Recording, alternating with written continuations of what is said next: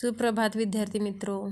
कल हमने जोशी जी की पहली लघु कथा देखी। आज हम दूसरी लघु कथा देखेंगे।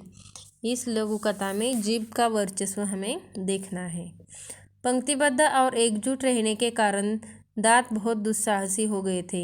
एक दिन वे गर्व में चूर होकर जिह्वा से बोले, हम 32 घनिष्ठ मित्र हैं, एक से एक मजबूत। तू ठहरी अकेली, चाहे तो तुझे बाहर ही न निकलने दे। तो 32 क्या है? हमारे दांत हैं और वे क्या है? एक दूसरे के बहुत ही घनिष्ठ मित्र है। एक से एक क्या है? मजबूत है।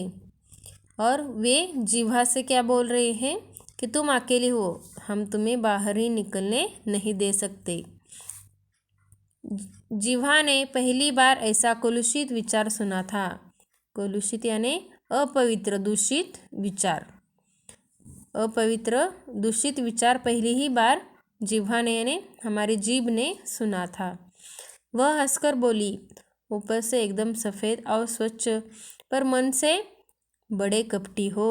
तो उसने भी कह दिया दांतों को कि क्या हो, तुम सिर्फ ऊपर से सफ़ेद हो और स्वच्छ हो, लेकिन मन से बहुत ही कपटी हो।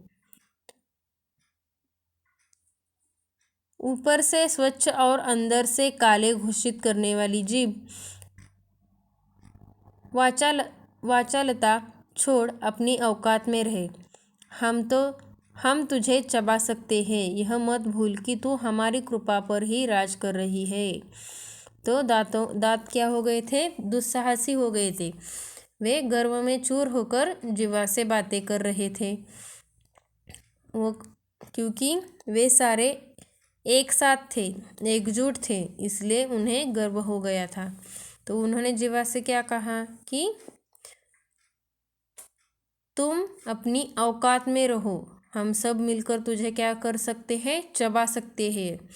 और हमारी कृपा पर ही तुम क्या कर रही हो?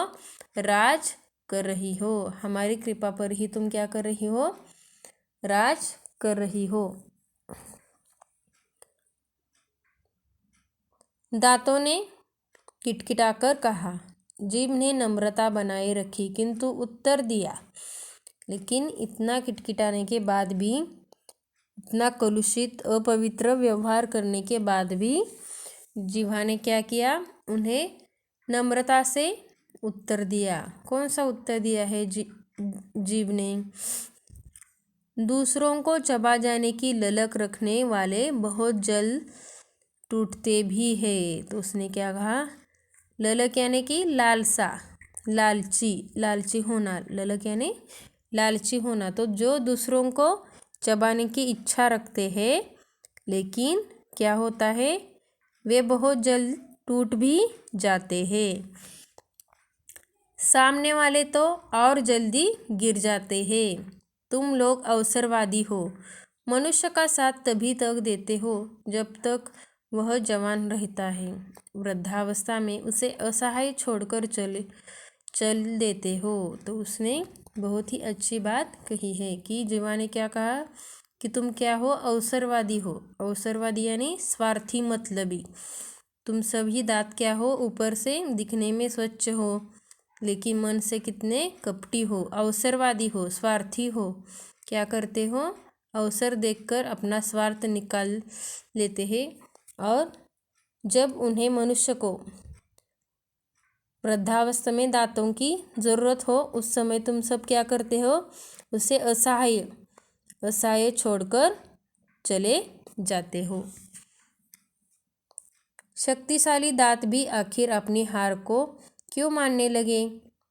वे भी बोले, हमारी जड़ें बहुत गहरी हैं, हमारे कड़े और नुकीलेपन के कारण बड़े बड़े हमसे थर्राते हैं। तो इतना सब कुछ सुनने के बाद भी दांत भी कुछ कम नहीं थे। वे क्या बोले कि हम शक्तिशाली हैं, हमारी जड़ें बहुत गहरी हैं, हमारे नुकीलेपन के कारण बड़े बड़े हमसे थर्राते हैं, यानी डरते हैं।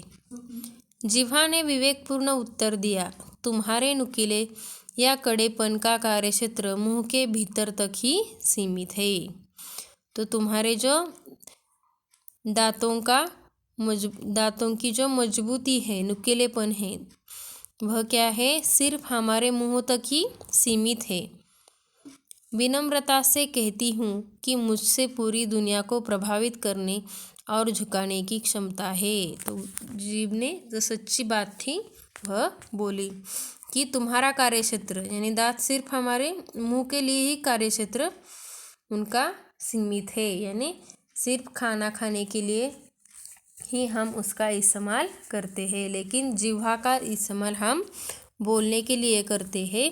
तो जिह्वा ने अपनी श्रेष्ठता यहाँ पर विनम्रतापूर्वक बताई है, यानी शांतिपूर्वक उन्हें बताया है कि मुझ में इतनी ताकत है कि मैं अपनी वाणी से, यानी जिह्वा से बात कर सारी दुनिया को प्रभावित कर सकती हूँ, सारी दुनिया को प्रभावित कर सकती हूँ। दांतों ने पुनः धमकी दी, हम सब मिलकर तुझे घेरे खड़े हैं, कब तक हमसे बचेगी? जीभ ने दांतों के घमंड को चूर करते हुए चेतावनी दी। डॉक्टर को बुलाऊं? दंत चिकित्सक एक एक को बाहर कर देगा, मुझे तो छुएगा भी नहीं और तुम सब बाहर दिखाई दोगे। तो अब जीभ भी चिढ़ गई है। उसने क्या कहा, दांतों ने उसे फिर से धमकी दे दी कि हम सब मिलकर तुझे क्या करेंगे,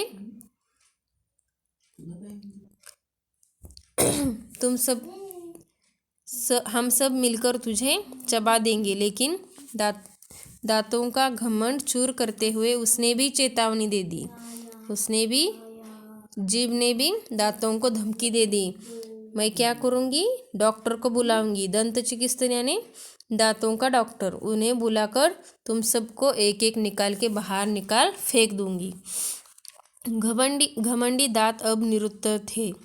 उन्होंने कविता की यह पंक्ति याद आ गई, किसी को पसंद नहीं सकती बयान में, तभी तो दी नहीं हड्डी जबान में।